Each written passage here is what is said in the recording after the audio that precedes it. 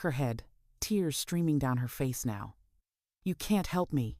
It's too late. I'm in too deep." She walked away, leaving him standing there, his heart aching for the girl he thought was a victim, not a warrior sharpening her blade. The final and glass canyons of downtown Miami, Ashford Capital wasn't just a firm. It was a multi-billion-dollar kingdom, and every kingdom has its king. His name was Damien Ashford, the multimillionaire CEO, a man carved from ambition and tailored in bespoke suits, with a smile that could disarm nations and a gaze that could bankrupt them.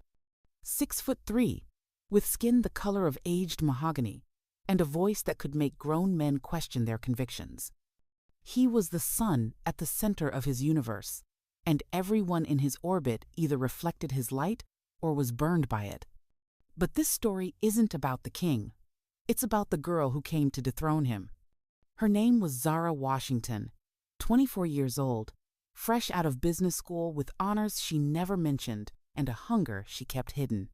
To the bustling world of Ashford Capital, she was just another intern, a ghost in the machine, fetching coffee, making copies, her brilliance tucked away behind a polite, unassuming smile.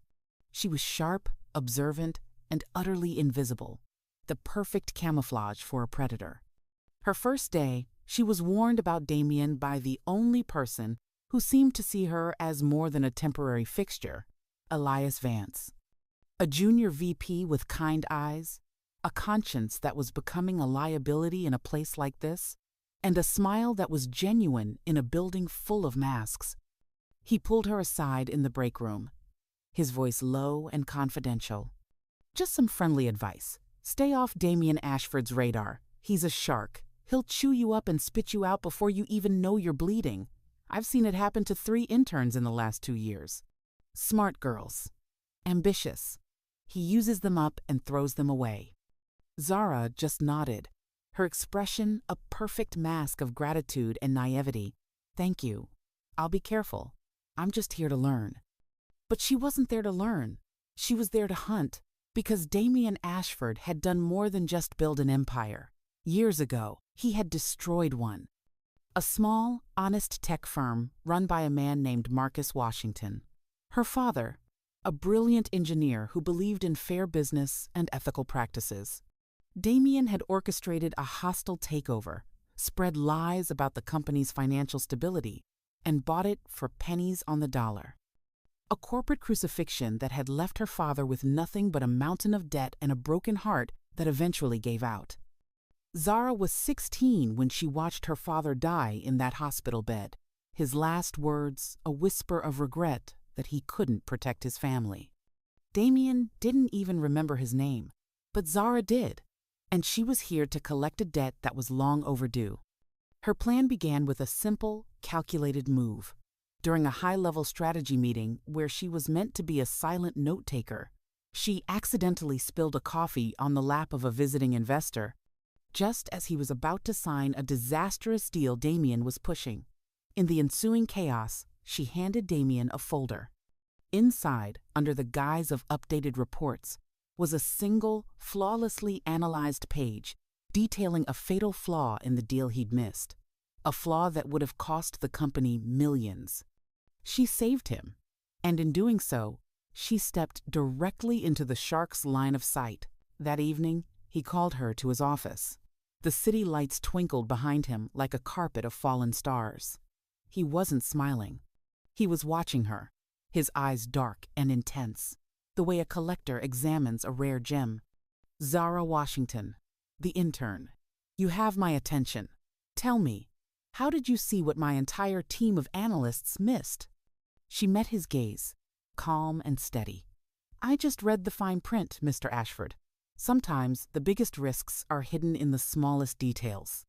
A slow, dangerous smile spread across Damien's face. It wasn't the smile of a mentor.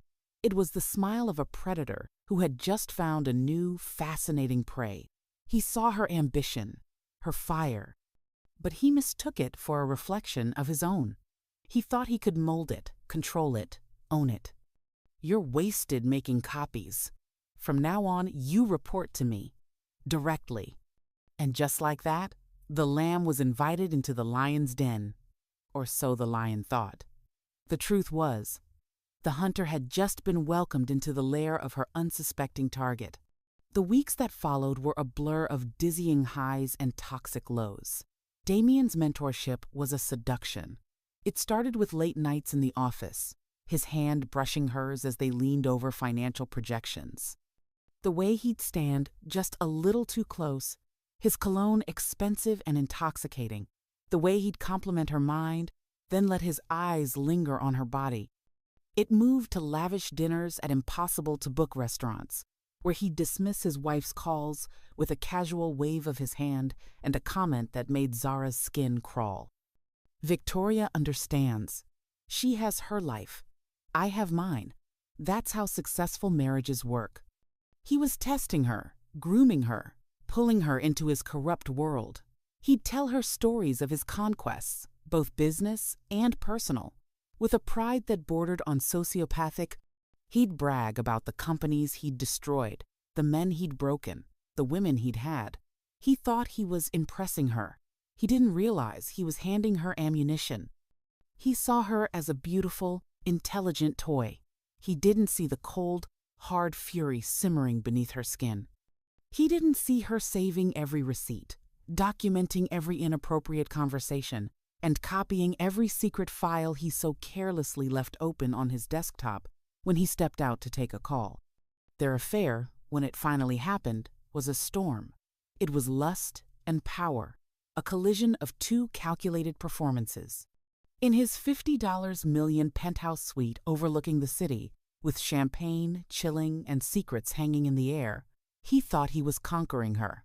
He whispered promises of a future, of a seat on the board, of a life she could only dream of, weekends on his yacht, trips on his private jet, a world of unimaginable luxury. You're special, Zara.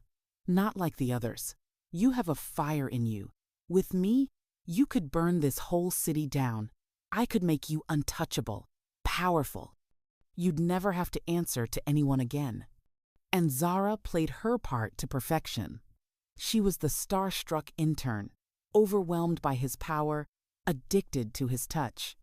She gasped at the right moments, whispered his name like a prayer, made him feel like the god he believed himself to be. But every time he kissed her, she tasted ash. Every time he held her, she felt the ghost of her father's hand on her shoulder. She was using his lust as a key, and it was unlocking every door she needed. If you're enjoying this story, take a moment to like the video, subscribe to the channel, and turn on your notifications so you don't miss the next episode. She found the first secret in his private study during one of their late-night encounters.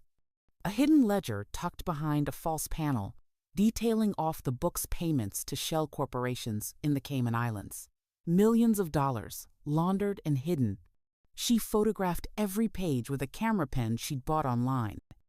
A few weeks later, during a romantic getaway to his cabin in the Blue Ridge Mountains, she found the second treasure, a thumb drive containing the plans for Project Nightingale, a ruthless scheme to short a competitor's stock into oblivion using illegally obtained inside information. The kind of scheme that could land someone in federal prison for a decade. She copied it while he slept, his arm draped possessively over her waist, his breathing deep and satisfied. She stared at the ceiling, her heart pounding, and thought of her father. But the closer she got to the truth, the more dangerous the game became. Elias Vance, who had been watching her with a mixture of concern and admiration,